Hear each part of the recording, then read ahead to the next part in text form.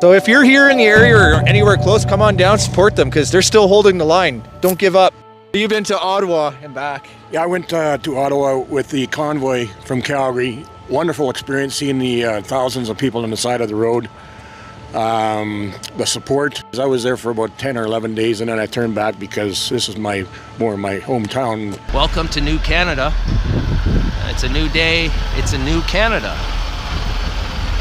This is a new chapter in our history.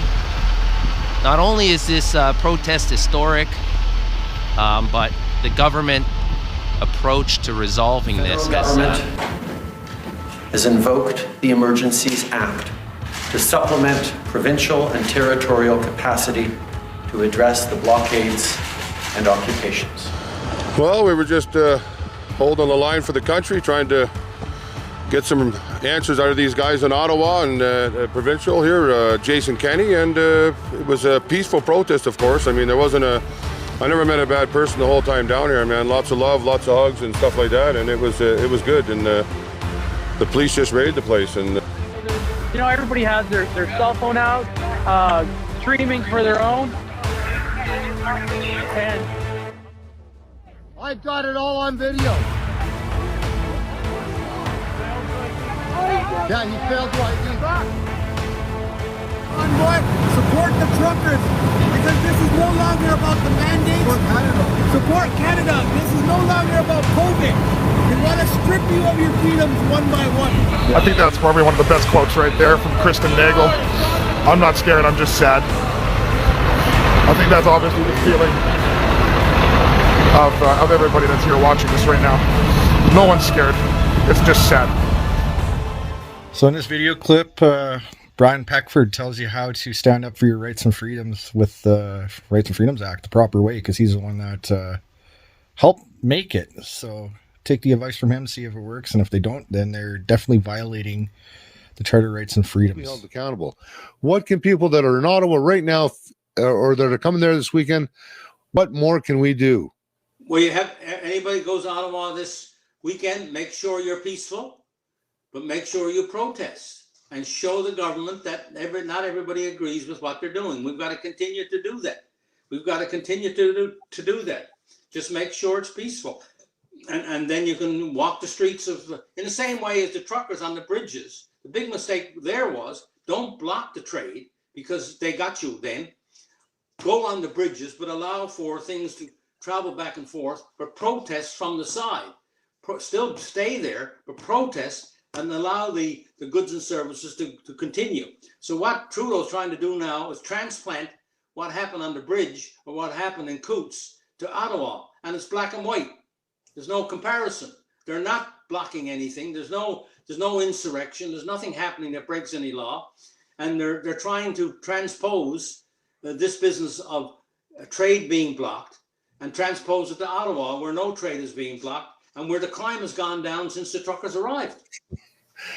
I might add, I spent many weeks in Ottawa recently, and I witnessed it. The lanes were kept open. Yep. The police put down the concrete barricades. The snow removal equipment was blocking clear lanes, and it's the police that are shutting down the core. Absolutely. I saw it too. I walked the streets there a couple of nights ago, and I saw exactly the same thing. So that's where we are. People just got to stand strong against this in order for us, exercise our legal civil disobedience rights. That's what we have to do. Yeah. So when I'm in Ottawa tomorrow or the next day, I'm going back, obviously. I got to stand up. When the police say, I'm sorry, but you're not authorized to go into this part of Ottawa, what do I say to them? You say to them, you're violating my charter rights of freedom of assembly and freedom of association, and you haven't proven to me that it's necessary to stop me from going in here. You have no right to violate my rights. You have to prove that to me in a court of law. Yeah.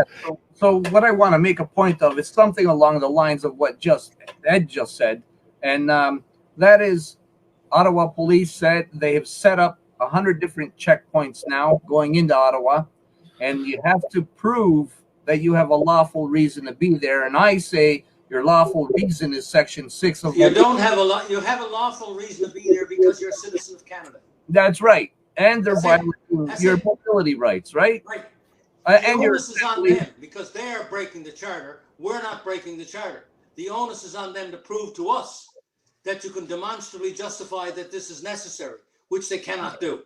right. And the other thing is they're doing their old doublespeak when you see them talking there, because they're saying they're protecting everyone's charter rights. Meanwhile, they're violating every single charter right that we have. There's not their right, there's not their power to protect anybody's charter rights. People protect their own charter rights. You get out of the way and let my charter rights be expressed by me moving anywhere in the country, including Ottawa. Yeah, and that the charter doesn't apply private person to private person. It applies to government solely and their agencies, because that is the checks and balances that keep a government from becoming tyrannical. So exactly. So you know, our rights are being violated right now, and the government and its agents, police and everybody else, the onus is on them to prove that they can override your rights. They have not done that, because you know what they need? They need a cost-benefit analysis to show that the benefits outweigh the costs, and they can't do that. And they haven't produced not one study to show that.